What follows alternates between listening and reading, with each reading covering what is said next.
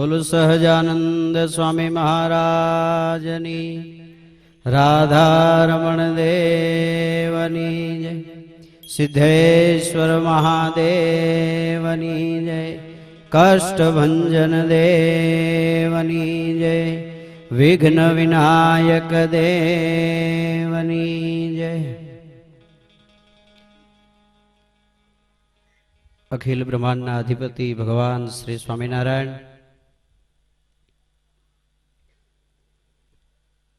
अमरा पूज्यपाद गुरुजी स्वामी चैतन्य स्वरूपदास जी अने स्वामी श्री गुरु सत्यप्रकाश दास जी स्वामी अने जेमने सांभळी सांभळीने हूँ थोड़ू घणु साहित्य तैयार करी शक्यो छे एमने पण गुरु समान ज पूज्यपाद भिखुदान भाई गढ़वी ए पण मारी सामे बैठा छे। आ द्विशताब्दी महोत्सव नु जेमणे आयोजन कर्यु एमना जे प्रमुख छे पूज्यपाद सद्गुरुवर्य भगवत चरण शास्त्री स्वामीजी, जूनागढ़ मंदिरना कोठारी श्री चंद्रप्रकाश स्वामी, भक्ति स्वरूप स्वामी ने पूज्यपाद देवनंदन कोठारी स्वामी, आ बधाना आशीर्वाद साथे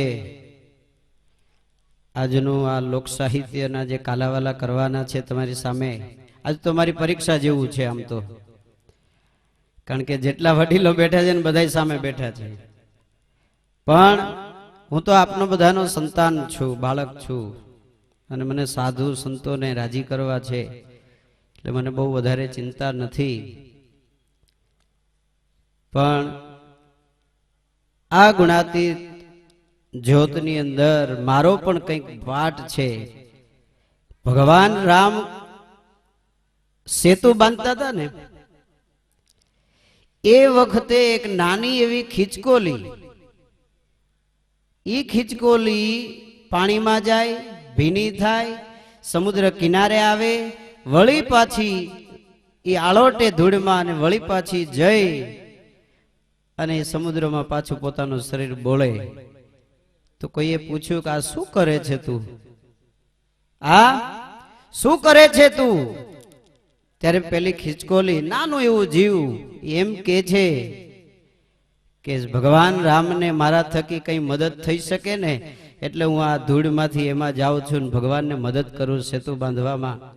एम आप तो बधा भगवान हनुमान जी ने समान छो, हूँ तो एक नानी एवी खीचकोली जेवो अने आ गुणातीत ज्योतमां एक नानो एवुं मारुं आ कंईक पुष्प हशे तो मारा पण जीवनो कंईक कल्याण थशे। ए हेतुथी आपने बधाने राजी करवाना प्रयत्न करीश।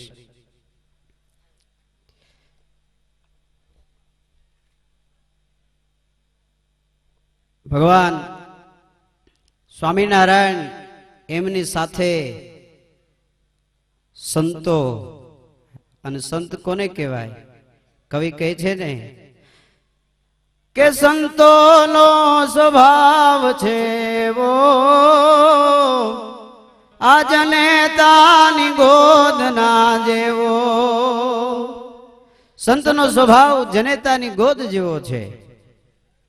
पण हजी के छे कवि के ना हजी पण एक डगलू आगळ वधीए के एक डगलू में आगळ भाड़ा जननी थी जग संत के जी मात सुड़ावे ने संत जगाड़े पछी भेड़वी दे भगवान। संतोनो स्वभाव छे वो आ जनेतानी गोद ना जेवो। संतनो स्वभाव छे वो जनेतानी गोद ना जेवो। एक डगलू में आगळ भाळ्या जननी थी जग संत। मां तो कदाच ओळखाण करावे ने तो एम के तारा काका छे, मामा छे, फई छे, फुवा छे, પણ સંત છે ને એ સંત ઓળખાણ કરાવે, એ ઈશ્વર પર બ્રહ્મના હાથમાં આપણો ને મારો ને તમારો હાથ સોંપી દે એ સંત.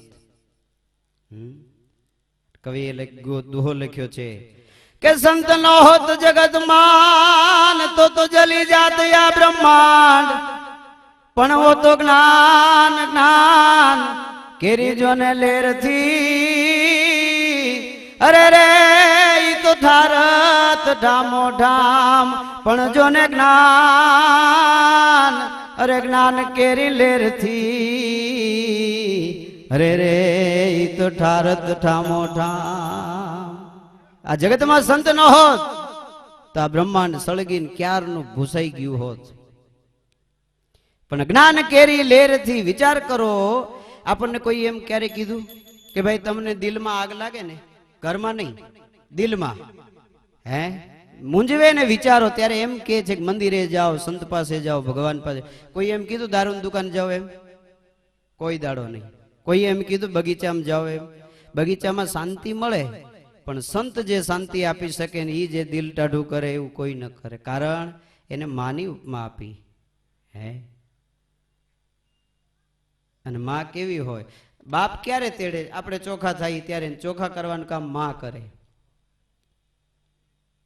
ચોખા કરવાનું કામ માં કરે. ટીનિયો નાનો હોય, કપડા બગાડે, માં બહાર ગઈ હોય તો જ્યાં સુધી એની માં સાફ ન કરે ત્યાં સુધી એનો બાપ પણ તેડતો નથી. તો આ કામ, ક્રોધ, લોભ, મોહ આ બધું છોડશું, સાફ થશું. આ સંતો સાફ કરી કરી કરી કરીને એટલા ક્લીન કરી દેશે, ઓટોમેટિક ઈશ્વર હાથમાં લઈ લેશે આપણો હાથ. ઓટોમેટિક ભગવાન હાથ લઈ લે, જાલી લેશે આપણો. પણ એના માટે કામ, ક્રોધ, લોભ